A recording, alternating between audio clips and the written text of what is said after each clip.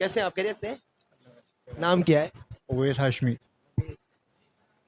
तो कितने साल हो गई आपको यहाँ पर? सर मुझे यहाँ 5वां साल है। तो बस अल्लाह से हर वक्त यही जुस्तजू रहती है, यही आरज़ू रहती है कि अल्लाह पाक सब कैदी भाइयों को, हमसे जो पहले कैद उसके आज़ादी के हकदार हैं, वो आज़ादी पाएँ। उनको जो है आज़ादी मिले, उनको इंसाफ़ मिले।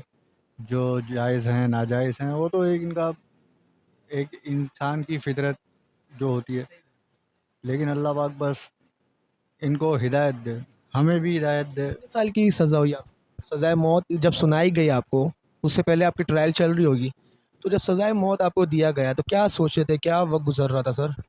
बस एक अजीब-सी कशमकश थी, एक अजीब-सी कैफ़ियत, एक अजीब-सी थी कि अल्लाह जाने अब घर वालों का क्या होगा। फिर वालिद साहब का ख़्याल आया, फिर